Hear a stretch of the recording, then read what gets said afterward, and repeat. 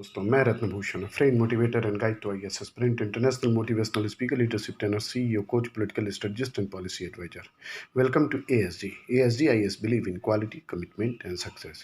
Comprehensive current for dedicated student. Listening is very powerful. Listening is very powerful. दोस्तों, video शुरू करने से पहले मैं आपसे विनम्र निवेदन करूंगा, शेयर कर, सब्सक्राइब और लाइक करना मत भूलें. आपका एक छोटा सा प्रयास है जो मुझे बहुत मोटिवेट करता है. आज का जो कोट है, सच्ची प्रशंसा से सकारात्मक परिणाम मिलते हैं, जबकि आलोचना और मखौल से कुछ हाथ नहीं आया. इमर्सन ने कहा था कि हर आदमी मुझसे किसी न किसी बात में बेहतर होता है. मैं उसकी यह बात सीख लेता हूँ. अगर यह इमर्सन के बारे में सही तो हमारे और आपके बारे में तो 1000 गुना ज़्यादा सही है. हम अपनी उपलब्धियाँ, अपनी इच्छाओं के बारे में सोचना छोड़ दें. हम चापलूसी को भूल जाएं. ईमानदारी से सच्ची प्रशंसा करें. दिल खोल कर तारीफ करें और मुक्त कंठ से सराहना करें. अगर आप ऐसा करेंगे तो आप पाएंगे कि लोग आपके शब्दों को अपनी यादों की तिजोरी में रखेंगे और जिंदगी भर उन्हें दोहराते रहेंगे. आपने जो कहा है वह आप भूल जाएंगे, पर वे नहीं भूल पाएंगे. सच्ची तारीफ करने की आदत डालें. दोस्तों, सच्ची तारीफ करने की आदत डालें. द मोस्ट इम्पॉर्टेंट न्यूज़ जो है आज का नवभारत टाइम्स सोर्स है. मौजूदा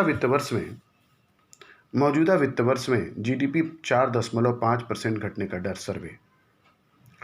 उद्योग संगठन फिक्की ने अपना ताज़ा इकोनॉमिक आउटलुक सर्वे में कहा है कि कोरोना संकट के चलते वित्त 2020 और 21 में देश की जीडीपी ग्रोथ नकारात्मक रहेगी. उसने कहा कि जीडीपी 4.5% तक घट सकता है.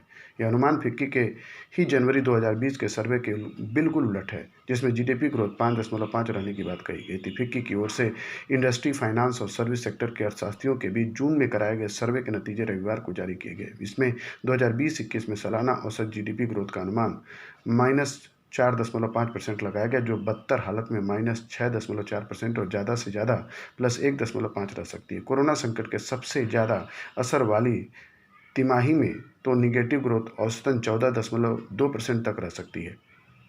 यहाँ भी बदतर हालात में ग्रोथ -25% तक और अधिकतम स्तर पर -7.4% तक रहने का अनुमान लगाया गया. जबकि आर्थिक गतिविधियों के हिसाब से केवल कृषि क्षेत्र में कुछ उम्मीद की किरण नजर आ रही है, जहां सालाना औसत ग्रोथ सकारात्मक 2.7% रहने का अनुमान है. लेकिन दूसरी ओर उद्योग क्षेत्र की औसत ग्रोथ -11.4 और सेवा क्षेत्र की -2.8 रहने का अनुमान है. रिपोर्ट के मुताबिक कमजोर डिमांड और खराब कैपेसिटी यूटिलाइजेशन का पहले से ही निवेश पर असर दिख रहा है, लेकिन कोविड महामारी ने रिकवरी की उम्मीद को और दूर कर दिया. ऑटोमोबाइल, कंज्यूमर ड्यूरेबल्स, एफएमसीजी में कैपेसिटी यूटिलाइजेशन सुधरता दिख रहा है, लेकिन अब भी ज़्यादातर कंपनियां 50% से भी कम क्षमता का उपयोग कर रही हैं. इससे निकट और मध्यम अवधि में नए निवेश की संभावना धूमिल नजर आती है. नेक्स्ट न्यूज इज, नई परिभाषा से डर रही एमएसएमई. बड़ी इकाइयां न ले उड़े सारे फायदे. Micro, small and medium enterprise को प्लांट और मशीनरी में निवेश के साथ साथ टर्नओवर के आधार पर परिभाषित किए जाने और इनकी लिमिट बढ़ाए जाने से देश के लगभग सभी कारोबारी प्रतिष्ठानों के एमएसएमई के दायरे में आने की संभावना बढ़ गई है. लघु उद्योग संगठनों का कहना है कि इससे माइक्रो और स्मॉल यूनिटों के कई सरकारी लाभों और सहूलियत से वंचित होने का खतरा पैदा हो गया है. नई परिभाषा के तहत 1 करोड़ तक निवेश और 5 करोड़ तक टर्नओवर वाले सूक्ष्म, 10 करोड़ निवेश और 50 करोड़ टर्नओवर तक लघु और 50 करोड़ निवेश और 250 करोड़ टर्नओवर तक मझले उद्यम है. नए सिरे से हो रहे उद्यम रजिस्ट्रेशन को ज़्यादा पारदर्शी बनाने के लिए इनका इनकम टैक्स और जीएसटी डेटा की ऑटो मैचिंग भी हो रही है. जानकारों का कहना है कि जीएसटी में रजिस्टर्ड करीब 1.20 करोड़ उद्योगों में से 50% का टर्नओवर थ्रेशोल्ड लिमिट से भी कम है. एक आकलन के मुताबिक नई परिभाषा से देश के 99% कारोबारी प्रतिष्ठान एमएसएमई के दायरे में आ जाएंगे. कई लघु उद्योग और स्वदेशी संगठनों ने केंद्र सरकार को लिखे पत्र में कहा है कि इस परिभाषा से मीडियम और लार्ज कंपनियां छोटे उद्योगों के फायदे खा गई. नेशनल प्रोक्योरमेंट पॉलिसी के तहत 25% सरकारी खरीद का लाभ ही उठाएंगे. निर्यात वैल्यू टर्नओवर में शामिल नहीं होने से कई बड़ी निर्यात कंपनियां स्वतः एमएसएमई हो जाएंगी. संगठनों का यह भी कहना है कि नई रजिस्ट्रेशन प्रक्रिया से एक ही आधार पर नंबर से कई उद्योग आधार नंबर जनरेट हो सकते हैं. ऐसे में बड़ी कंपनियां खुद को नई यूनिटों में बांटकर एमएसएमई कहला सकती हैं. अर्थपूर्ण अर्थपूर्ण नौसेना अभ्यास साल 1992 में शुरू हुआ और 2004 के हर साल होने वाला मालाबार नौसेना अभ्यास इस बार विशेष कूटनीतिक अहमियत हासिल करने जा रहा है। भारत ने जापान और अमेरिका के साथ ही इस अभ्यास में ऑस्ट्रेलिया को भी आमंत्रित करने का फैसला किया है। औपचारिक आमंत्रण भेजने की प्रक्रिया अगले हफ्ते पूरी होगी, लेकिन ऑस्ट्रेलिया ने संकेत दे दिया है कि कवायद का हिस्सा बनने में उसकी पूरी दिलचस्पी है। मतलब यह है कि अगर कुछ अप्रत्याशित नहीं हुआ तो साल के आखिर में होने वाले इस नौसेना अभ्यास में पहली बार अनौपचारिक समूह क्वाड के चारों देश भारत, जापान, अमेरिका और ऑस्ट्रेलिया एक साथ मालाबार नौसेना अभ्यास में शामिल होंगे। भारत और चीन के बीच गलवान सीमा पर हुए हालिया टकराव की पृष्ठभूमि में बंगाल की खाड़ी में होने वाले इस नौसेना अभ्यास का महत्व बढ़ जाता है। ध्यान रहे, साउथ चाइना सी में चीन के दावों में दुनिया के तमाम बड़े देशों को असहज रखा है। वह इस समुद्री क्षेत्र के 90% हिस्से पर अपना अधिकार जता रहा है, जबकि उस रास्ते पूरी दुनिया के मालवाही पोत गुजरते हैं और सालाना करीब $3 ट्रिलियन का व्यापार होता है। $3 ट्रिलियन का व्यापार होता है। $3 ट्रिलियन का व्यापार होता है।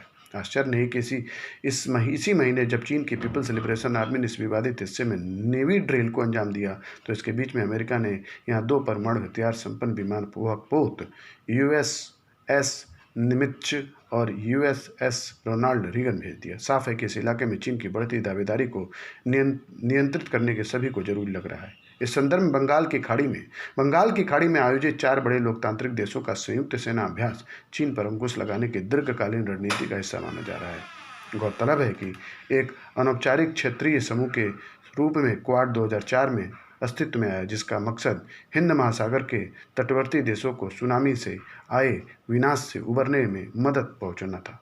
2017 में इसे पुनर्जीवित किया गया, लेकिन यह पहला मौका है जब ग्रुप के चारों सदस्य देश एक साथ सैन्य अभ्यास कर रहे हैं, भले ही बैनर क्वाड का नहीं बल्कि मालाबार नौसेना अभ्यास का है। चीन इन देशों के साथ आने को लेकर पहले से काफ़ी संवेदनशील रहा है। इससे पहले 2007 में भी चीन ने ऐतराज़ जताया था, जब मालाबार सैन्य अभ्यास के तहत ऑस्ट्रेलिया ने अमेरिका, जापान, सिंगापुर और भारत के साथ शिरकत की थी। तो 2015 में जब भारत और अमेरिका के साथ जापान इस अभ्यास में शामिल हो रहा था, तब भी चीन ने आपत्ति की थी। लेकिन यह एक प्रतिरक्षात्मक कवायद है जिसका मकसद किसी को भयभीत करना नहीं है। यह सबके हित में होगा। साउथ चाइना सी समेत इस पूरे इलाके में शांति सौहार्द का माहौल बना रहे। भारतीय ऐप्स के लिए दिल्ली अभी दूर।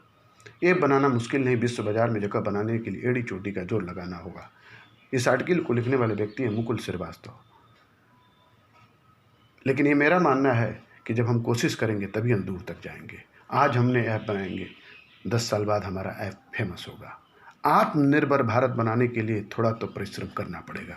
अचानक एक दिन में कोई चीज़ नहीं होता। हमारे प्रधानमंत्री जी की ये पहल व्यर्थ नहीं जाएगी।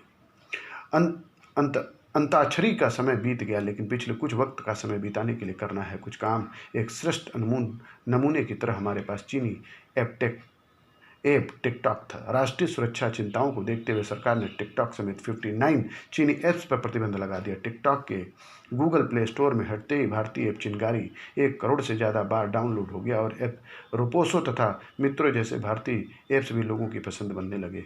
चिंगारी अपने यूजर्स को वीडियो डाउनलोड करने और अपलोड करने, दोस्तों के साथ चैट करने, नए लोगों के साथ बातचीत करने, सामग्री साझा करने और फीड के माध्यम से ब्राउज करने की अनुमति देता है।